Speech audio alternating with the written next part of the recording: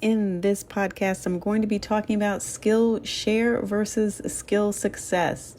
I have been making online courses for a while, and I'm gonna, talk a little more in this one, not so much in depth about the numbers. I'm going to get into that a little bit, and I'll eventually have separate podcast episodes with the full set of numbers for Skillshare and the full set of numbers for skill success. And both of these are online course platforms. But in this episode, I want to tell you why I'm not loving one anymore and why I love the other one, and still maybe some hiccups out there and some things you should think about. Now, let me backtrack here. Initially, I think the very first course I tried to sell was on Udemy. And while I made a little bit of money, little bit of money, it wasn't enough to keep me going and keep me thinking that it was worthwhile. I then shared some courses, maybe it was one course, on Skillshare. I never paid it any attention, really. I never really went back to the site. I didn't think it was a really good course. I was just trying to test it out. At that time also, they were more like arts focused or trades, something where you could actually show people something. I didn't have that kind of skill, so I never really thought any of my courses would be successful up there.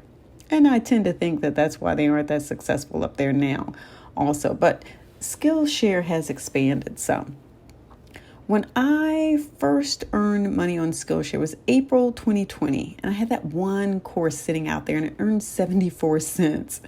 That was April. And then September, it earned $1.76. Then February of the next year, 2021, it earned $2.24. And I was thinking to myself, well, wait a second. I've got this one course sitting out there. What would happen if I actually tried to work really hard to build more courses? Well, that's what I did. And so I added a course, and then I made $8.94 a month, and then $9.46. And then I kept adding courses, and then the next month it was $63.97. I was like, wait a second, this might be easier than YouTube. Because, with YouTube, you've got to get the monetization, and you've got a certain number of subscribers. This didn't have that sort of threshold that you needed to meet. So I definitely thought that this was better. The next month it did go down a little bit, but the opportunity to earn money just seemed better. And really and truly, it stayed around that range, 60, 46, 60, 66, 72, 86, $100. When I hit that $100 in 2022, I thought I had made it. I was like, because that was where I was trying to get to. If I could just get to a consistent $100 a month, then I was going to be so happy. But here's the thing. After a while, the platform decided it was going to do something different. And my numbers dropped a little bit, 58, 71, 90, 78. Then the highest I got was in January of 2023, and it was $200. But $148.50 came from referrals. $148.50. And here's the other thing. They then changed what they were doing. So without referrals, the most I had ever made in any given month was $121.08. Okay? $121. They changed the way they were going to compensate. And as of this year, it's, been a whole lot less. So $49, $49, $63, $45, $33, $38. In July, I made $38.94. Here's the other thing too. If people don't watch your courses, then they take them down. So think about this. Your courses have to do really well. They want you to promote their site. They want you to promote to people to get subscriptions. And so they pay you referral fees. I just got to the point where I just was not happy with the way that they were doing things. This sort of idea where you're competing with other people for eyeballs, and if you don't get a certain number of eyeballs or a certain number of watch times or watch hours or time, whatever it is, and you don't have a certain number of people to engage with your content, then they shut it down. So I don't know, it speaks to popularity to some extent, because you could have a course that's very informative to a very select group of people. But apparently that's not what they're interested in.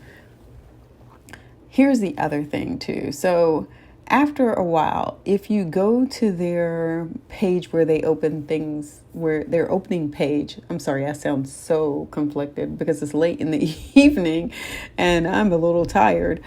But if you go to their first page where you open things up and you get to take a look at their courses, they make courses themselves and they call them original.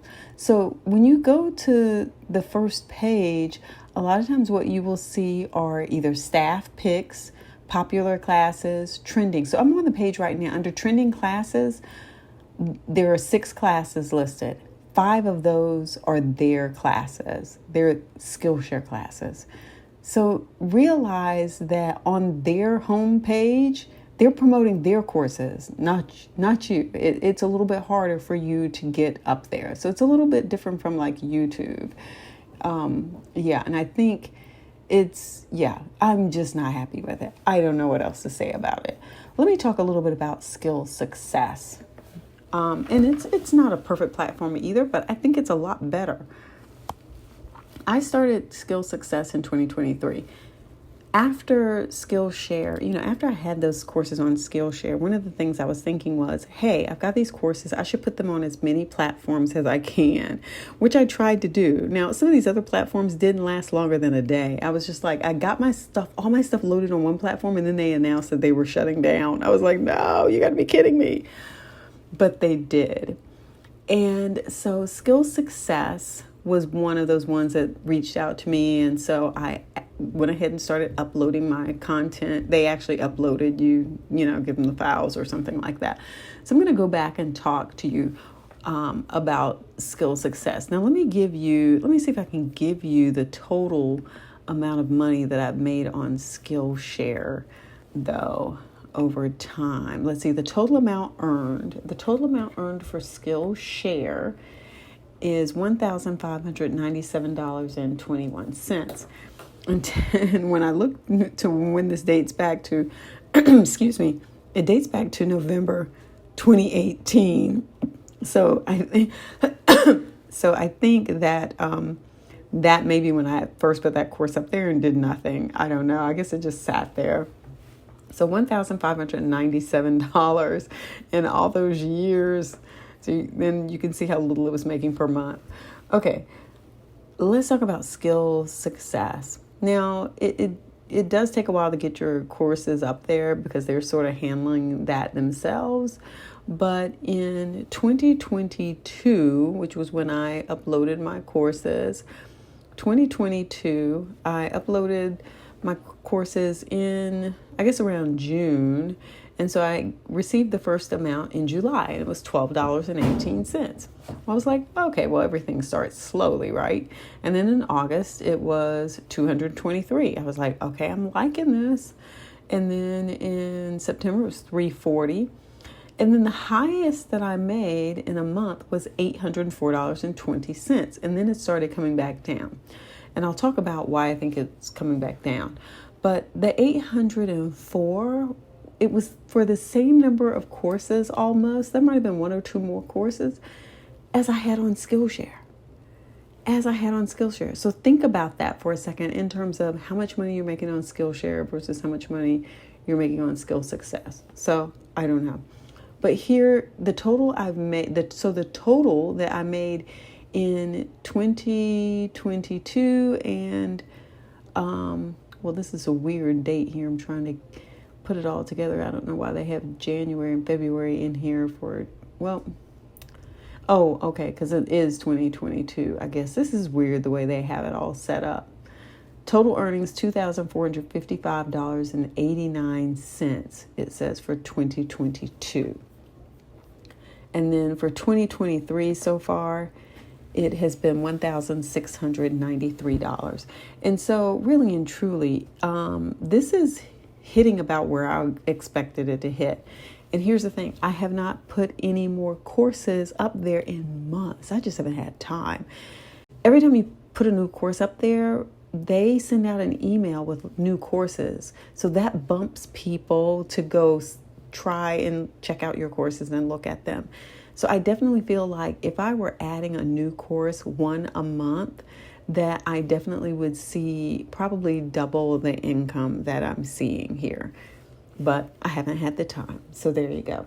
So now, if you had to choose, then of course, like I said, you would choose Skillshare over you would choose Skill Success over Skillshare. But there's no reason to really choose.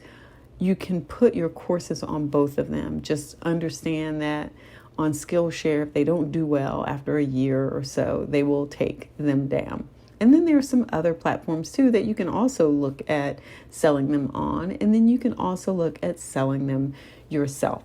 So the only thing to keep in mind is that sometimes these platforms will say that, if you're selling them on our site for a fee, then you can't give them away someplace else. So a lot of times these platforms have contracts. So make sure you read your contract before you jump out there and decide to do something else with your numbers. But I hope this gives you some idea about why I prefer Skill Success over Skillshare. I don't really think Skillshare is looking out for its teachers.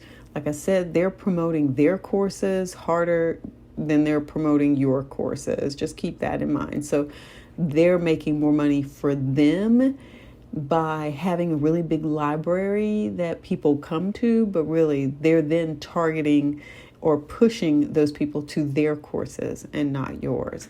So understand that it may take you a little bit while to make money there. And that's not to say that people aren't making money there, but I'm just telling you what I think and feel about it. So if you have to start somewhere, start with Skill Success and then add them to Skillshare.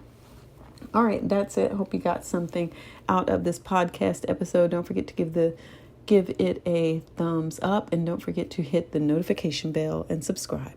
Thanks.